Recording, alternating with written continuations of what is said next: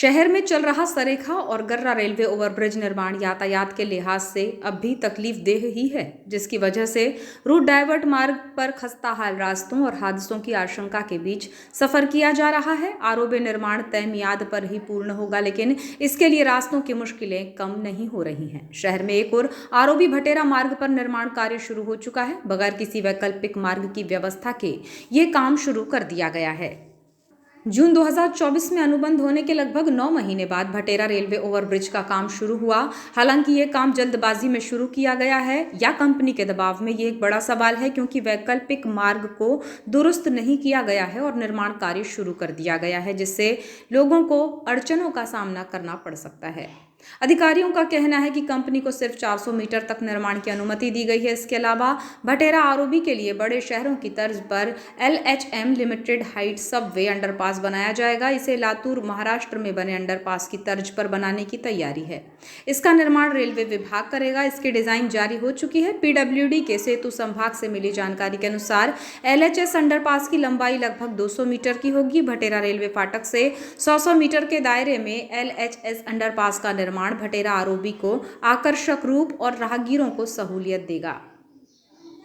आपको बताएं कि शहर में 3 आरओबी निर्माण हो रहे हैं, जिसमें सरेखा आरओबी, गर्रा आरओबी और भटेरा आरओबी है, जो निर्माणाधीन है।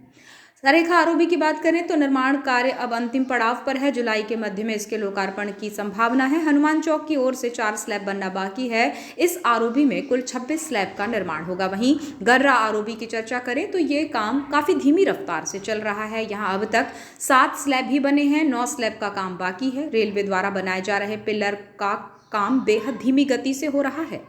वहीं 1313 मीटर लंबा और 8.4 मीटर चौड़ा भटेरा आरओबी निर्माणाधीन है।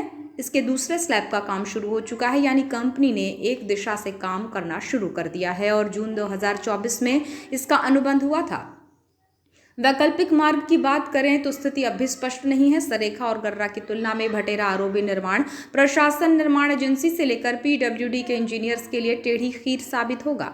सकरा मार्ग पर भू अर्जन की कार्यवाही तो हो गई, लेकिन निर्माण की जद में आने वाले भवनों, मकानों, दुकानों को तोड़ने में कड़ी मशक्कत करनी पड़ सकती है। इतना ही नहीं, बोदा रोड होते हुए निकलने वाले डायवर्शन रोड को सुधारने की दिशा में अब तक प्रगति नहीं हो सकी है। इसके पीछे बड़ी वजह है बजट की कमी। PWD विभाग ने रोड चौड़ीकरण के विद्युत पोल शिफ्टिंग को लेकर एस्टीमेट उच्च स्तर पर भेज दिया है, लेकिन इसके लिए जरूरी 6.26 करोड़ का बजट अब तक स्वीकृत नहीं हुआ है।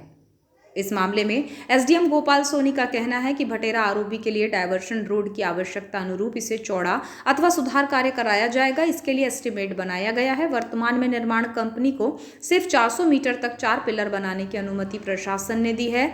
इसमें पोल शिफ्टिंग से लेकर कुछ भवनों की बाउंड्री वॉल को भी तोड़ने की कार्यवाही की जाएगी।